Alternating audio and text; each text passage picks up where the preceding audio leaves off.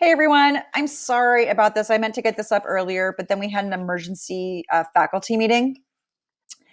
And then I had to start cooking dinner. So here it is. I'm hoping that you all have had a break and now are ready to hear about capitalism, socialism, and communism. Okay.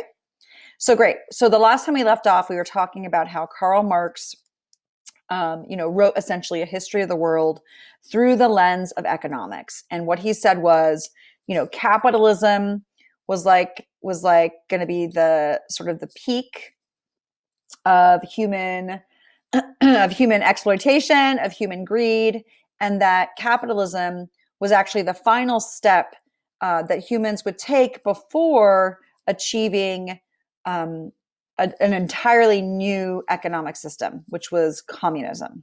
Okay.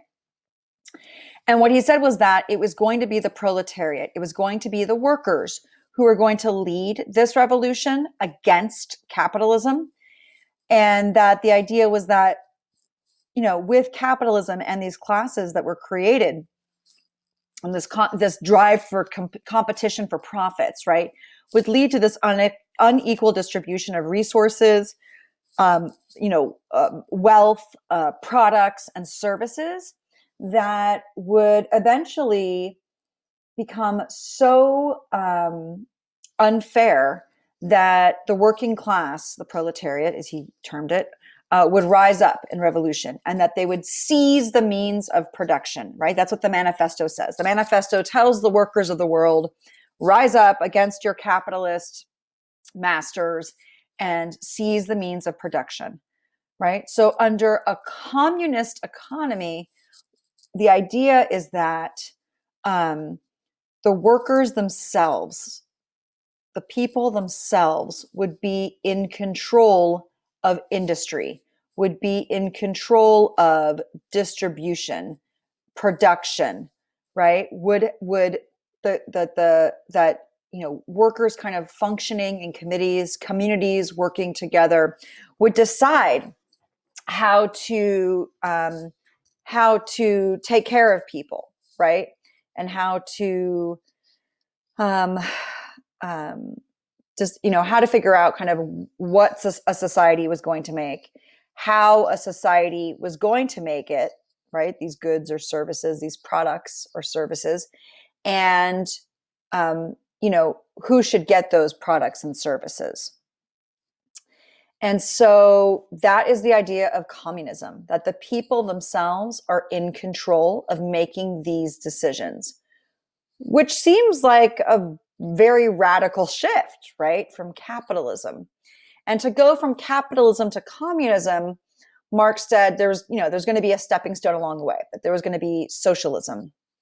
And socialism is actually what is going to exist in sort of communist Soviet Union, in communist China, right? In communist Cuba. Okay.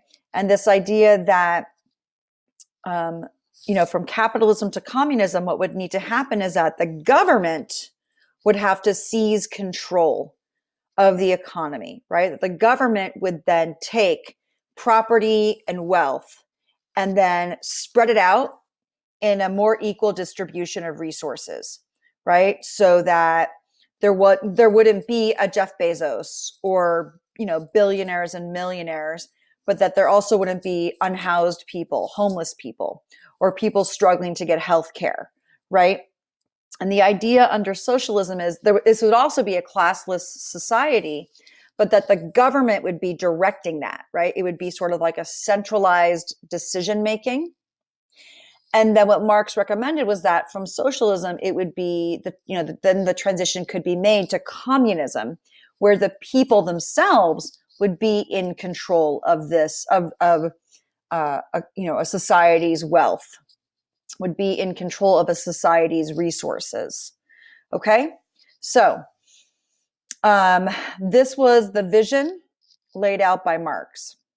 Now, I should also tell you that Karl Marx and his writings are very, very much debated and, in some cases, misunderstood. And in fact, there's this really great story of how Karl Marx went to a communist, like a Karl Marx / communist Marxism, um, like academic forum where all of these, very smart and very political and very vocal people were going to debate and discuss Marx's ideas. And when Marx went in there and he listened to these Marxists and he heard what they had to say, he walked out of there saying, well, I'm not a Marxist. Like, this is crazy. Like, I don't even know what these guys are doing. And so people over time have, just like with Adam Smith, right, have extrapolated all sorts of ideas and interpreted his ideas differently.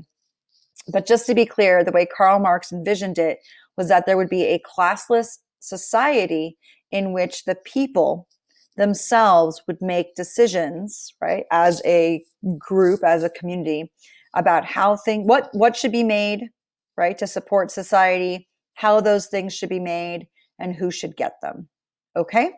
So when we think about the Soviet Union, when we think about China, when we think about Cuba, when we think about, I don't even know what other places that some people consider communist, those are not actually communist countries. Those are socialist countries where the government was centralized, right, control of the economy.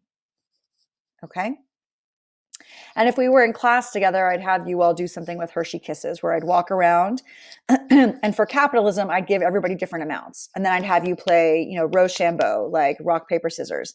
And I would give you time and we would talk about, why were some people unhappy when I was giving out Hershey Kisses? Because Anthony got 20 and Charlotte got 3, right? And that's already, the starting point was unfair for people. And then they had to play Rochambeau, right? They were making decisions about whether they should gamble and how much they should gamble based on what they had already.